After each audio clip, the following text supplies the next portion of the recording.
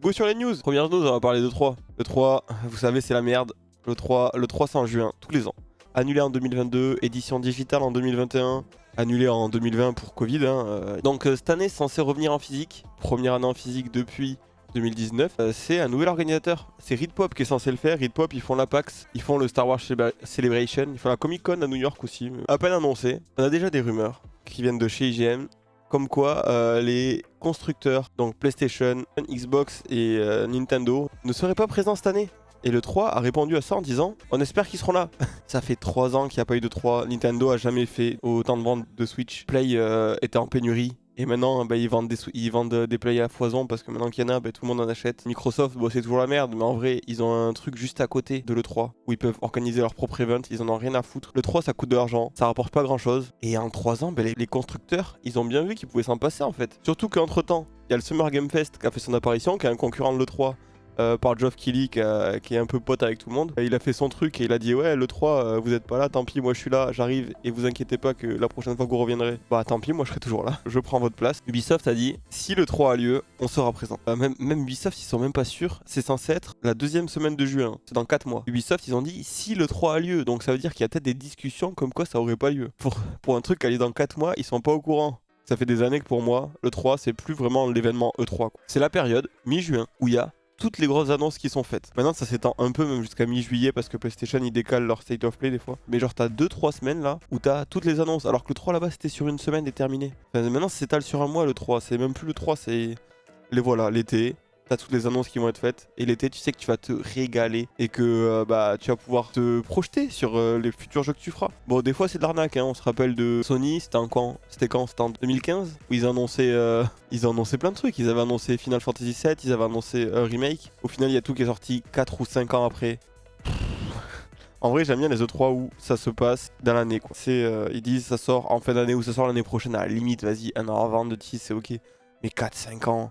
Mais par contre, Ubisoft a dit, à l'E3, ils ont beaucoup de choses à montrer. Peut-être des trucs à s'attendre du côté d'Ubisoft, espérons que ce soit pas une conférence full Just Dance comme d'hab. Mais bon, ils auront sûrement Skull and Bones à montrer, Prince of Persia Remake là, qui était moche, qui était aussi moche que l'original en fait. Espérons Splinter Cell en retour, d'autres choses. Assassin's Creed Mirage aussi à nous montrer. On aime bien Just Dance, mais c'est des danses quoi, c'est pareil tous les ans. On va parler de la Switch, la semaine dernière, ils ont fait leur Nintendo Direct. Et on a bien vu que, à part Tears of the Kingdom, c'était beaucoup de remake, de remaster, de la merde en fait. C'était pas fou, tu vois. Et du coup, on leur a reposé la question, tu vois. Il y a des journalistes qui se sont dit, bon, les gars, au bout d'un moment, faudrait vous mettre d'accord. Est-ce que c'est la fin de la Switch ou pas? Parce que là, on commence à en avoir marre. On a qu'un jeu et il est gros. Est-ce qu'il faut acheter une Switch maintenant ou est-ce que vous allez changer votre Switch? Parce qu'on rappelle que ça fait des années qu'on a des rumeurs sur une nouvelle Switch, sur une Switch 2.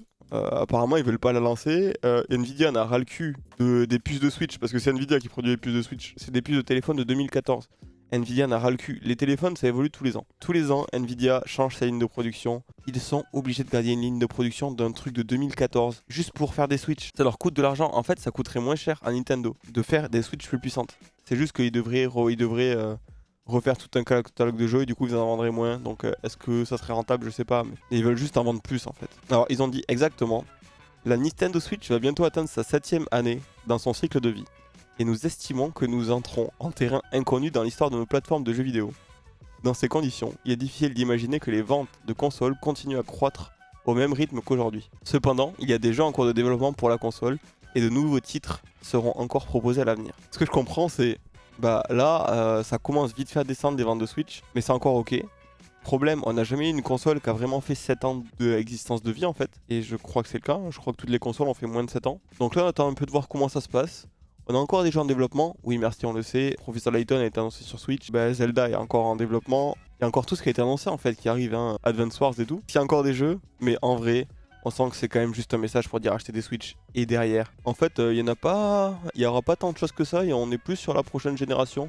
Donc à mon avis, tout ce qui est Metroid 4, Zelda, j'ai peur qu'on ait une mauvaise nouvelle et que, genre en fait, ce qu'on a vu depuis le début, c'est une version pas Switch mais Switch 2. Et voilà, il y a des trucs comme ça, t'es en mode bon. Ça, c'est un leak qui a eu lieu déjà il y a un petit moment. On avait vu ces photos-là il y a un moment. Ça serait la Switch Zelda Tears of the Kingdom avec les petits cercles et tout. Les petits cercles, là-bas, on voit des petits traits.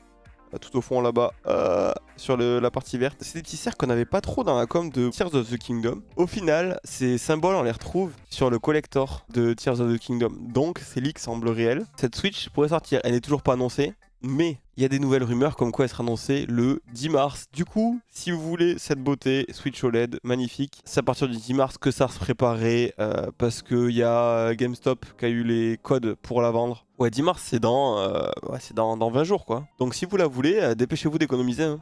Du moins je vais voir, mais je pense que c'est mort. Mais j'aimerais bien la prendre quoi. Le problème c'est que en fait je me dis j'ai déjà 2 Switch, je joue que en docké. C'est vraiment juste un kiff si je la prends quoi. Et du coup c'est chiant, ça me fait un peu chier de dépenser 350 balles dans une Switch alors que j'en ai déjà 2.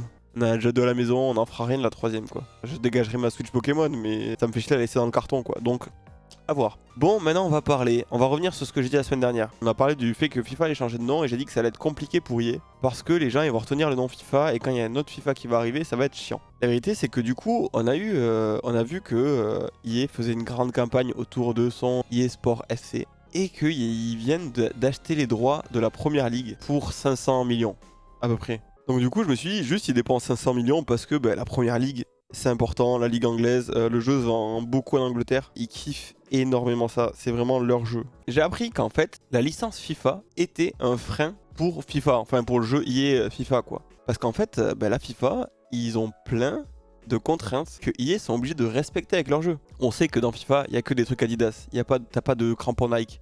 T'as pas de ballon Nike, t'as les maillots Nike mais parce qu'ils ont pas le choix, enfin ils vont pas enlever le logo du maillot quoi. Mais en fait, un partenariat avec Adidas pour faire les ballons de la Coupe du Monde et tout, c'est Adidas qui les fait. Donc du coup, à cause de ce partenariat Adidas, le jeu FIFA n'a pas le droit de mettre d'équipement Nike dans ses jeux. EA sont limités par ces règles. Il y a des modes qu'ils aimeraient faire apparemment que la FIFA refuse qu'ils fassent. Peut-être un mode FIFA Street, tu vois. Peut-être que le retour de FIFA Street peut se faire justement parce qu'ils perdent la licence FIFA. Moi je savais pas en fait, pour moi le fait qu'ils perdent le nom FIFA, ça allait être un grand frein pour eux, mais en fait pas tant apparemment. Surtout que je pense qu'il y aura pas de FIFA en fin d'année, parce qu'ils auront pas trouvé d'autres éditeurs encore et ça sera que pour l'année prochaine ou l'année d'après. Le fait de vendre la licence à un autre éditeur. Donc je pense que cette année ça va être un FIFA normal. Enfin EA Sport FC ça va être un jeu normal. Mais c'est possible qu'avec le temps ça devienne un... Alors j'allais dire excellent jeu, on est chez EA, on va se calmer, c'est pas non plus... wow. Enfin, déjà, avec les règles qu'on leur impose, ils arrivent pas à faire des jeux fous. Enfin, quand on voit les bugs qu'il y a sur FIFA des fois. Donc, à voir ce que ça donne. Mais s'il y a des modes genre FIFA Street qui reviennent, si déjà ils vont y avoir des partenariats avec Nike, je pense, et tout, ça va peut-être libérer la licence de fou. Et ça peut faire un truc pas mal derrière. À voir ce qu'ils en font. D'un côté, c'est peut-être des excuses parce qu'ils sont en mode non, mais ça nous freine dans notre développement. On est content de perdre la licence parce que ça nous permet de faire des choses folles. Ou c'est juste pour dire en vrai, on économise de la thune. Et on vous vend comme quoi on va faire des choses folles alors qu'en fait on va juste faire les mêmes jeux. Donc on verra bien. Mais il est possible que ça devienne un jeu plus ouvert et un plus grand jeu que ce que c'était. Mais du coup j'ai peut-être un peu plus confiance maintenant en FIFA. Moi qui avais laissé tomber la franchise, même si je jouais pas beaucoup de base, hein, j'étais pas un énorme joueur de FIFA. J'espère qu'ils vont faire des bons trucs. De toute façon, vu que EA sont dans la merde, ils vont tout miser sur FIFA. Hein. Sur les jeux de sport en général, c'est le truc qui vendent le plus. Ils n'ont pas le choix. Ça peut être très bénéfique de perdre la licence. Moi qui pensais que ça allait juste être un frein commercial, finalement, ça, dans la balance, ça pèse. Hein. Si le premier jeu a une bonne réputation, voire le deuxième, ça peut remonter encore les ventes quoi. Après des modes de foot, à moins qu'ils foutent des voitures et que et qu'ils font du Rocket League à 11 contre 11, on va pas pouvoir faire des dingueries. Mais on rappelle, PES, il y avait des modes où tu jouais sur des pingouins, où il y avait des dinosaures aussi je crois. Peut-être que ça ils peuvent pas le faire à cause de la licence, tu vois. Très intéressé par la suite. En fait, ouais du coup ça fait... Au début je m'en battais les couilles. Mais en fait de voir ça, j'ai envie de voir ce que va donner le prochain FIFA. Et de m'intéresser à la licence. Et pour la fin, on va parler de Game Freak, parce que j'ai appris des choses sur Game Freak aussi. Game Freak, c'est les développeurs de Pokémon. Et souvent, on les limite à Pokémon. Mais j'ai appris que Game Freak faisait d'autres jeux. En gros, c'est eux qui ont fait Pokémon. Ils ont fait d'autres jeux, ils ont fait Mario et Yoshi. Mais c'est le studio qui se charge de Pokémon et qui nous a sorti Violet et Écarlate il y a peu de temps. Qui nous a sorti Arceus, qui nous a sorti... Enfin, tous les gros Pokémon.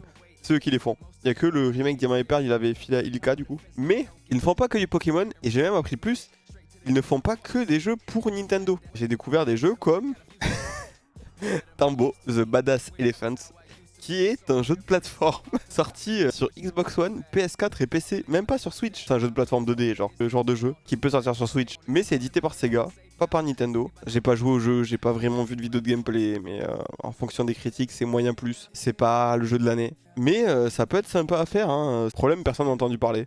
Et c'est uniquement en téléchargement, mais c'est pas cher, ça coûte 15 balles. Ils ont sorti ça, ils ont également sorti Little Town Hero. D'abord sur Switch, ça par contre, ça a l'air mignon et tout, hein. Ça a l'air pas mal, ça a l'air d'être un JRPG, hop, ça se présente comme ça.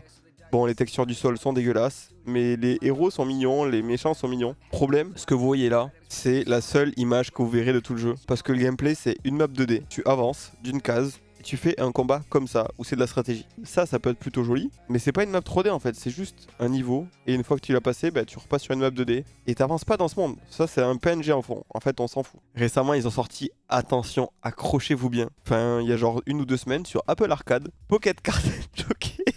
Raidon, c'est un jeu de solitaire et de course épique. Ouais, bah c'est des mélanges japonais, je sais pas quoi dire, mais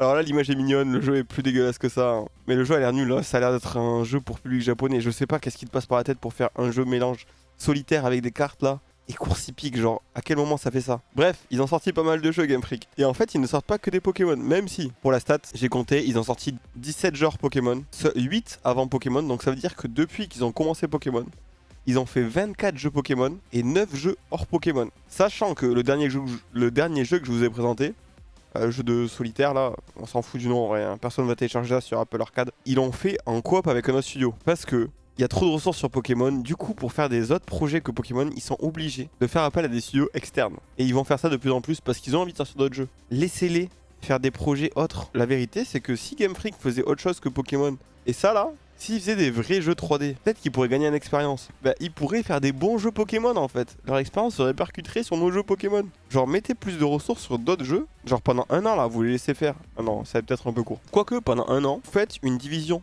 que vous prêtez à notre studio. Genre, qui va aider notre studio. Qui sous-traite un jeu pour un autre studio. Vous l'envoyez chez quelqu'un d'autre. Et après, ils reviennent, ils ont pris l'expérience de ce jeu 3D.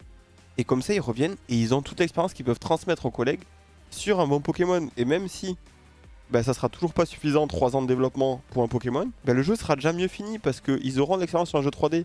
Ils feront pas la génération de maps de merde, genre où on garde toute la map en mémoire. Parce que ça nique la mémoire de la console.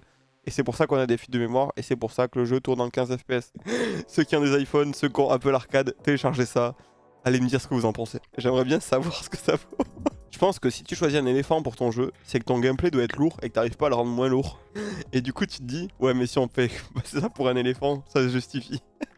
Et du coup, on se retrouve avec Tambo, The Badass Elephant, qui est un Rambo éléphant. Hein. Mais voilà, Game Freak ne fait pas des jeux que pour Nintendo. Game Freak fait aussi d'autres jeux. Malheureusement, ça reste de la 2D, ça reste pas terrible. Ça, c'est des 3 jeux là que je vous ai présenté, c'est celui qui serait le meilleur. Ben voilà, c'était pas mal.